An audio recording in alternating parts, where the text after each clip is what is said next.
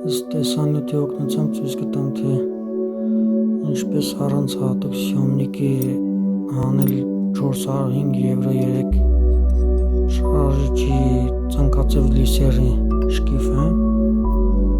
Սա ինքնաշեն բորդիկ է, անհրաժեշտ է 2 հատ M8 բոլտեր իր գայքեքով 13 համարից ցկում եք այս երկու անցքերի մեջ, ընդ իրան ռեզբակա հենց այդ M8 բոլտերի համար նախատեսված, արանքում տնում եք գալովկա, տվյալ դեպքում 22 համարի գալովկա է, և բոլտի գլխից բռնում եք, գայքեկը ցկելով շկիֆը քիչ-քիչ դուրս է գալիս, անհրաժեշտության դեպքում ես հետո ես ցույց կտամ, ավելացնում եք ևս մի գալովկա,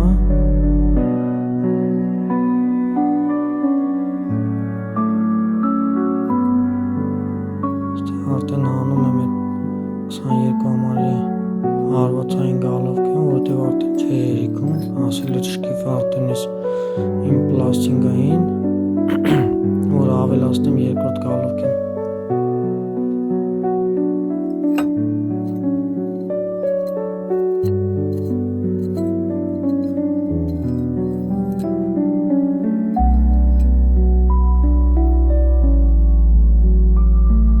Ահագին արդեն դուրս է եկել, ոնց նկատում եք, քիչ է մնացել, բայց չի երիքում այդ մի գալովկով,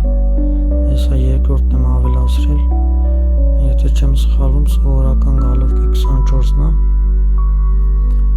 և այդպես դուրս է գալիս շկիֆը, նկատում ենք, որ սալնիկը թողել է, արդեն շկիֆը իմ ձեռքում է, ոնց նկատում եք,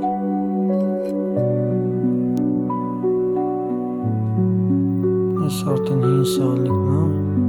ըստ իր վրայի տարեթվի, ինքը երևի իր գործարանային է, որտեղ 2008 թվի էր, մեքենան էլ 2008 թիվն է, փոխարինում եմ Elring ֆիրմայի սալիկով,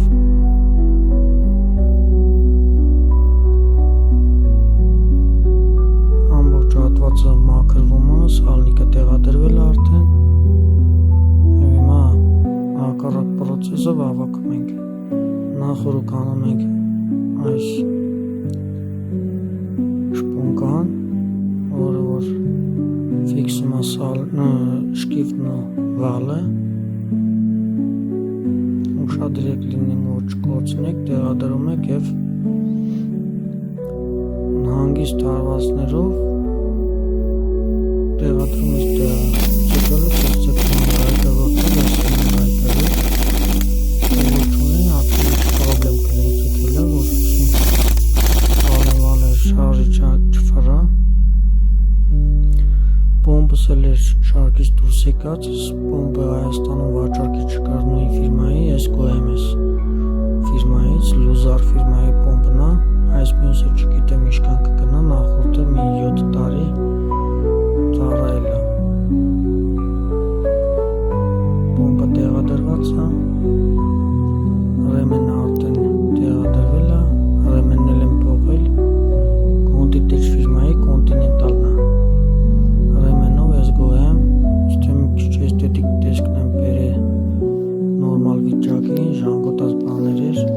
հատվածներից մաքրել փչել եմ, այսօր արդեն պատրաստի վիճակն է, վերջում շիթը տեղադրած, տեսանյութ չունեի, որոշեցի այս ամենագլխավոր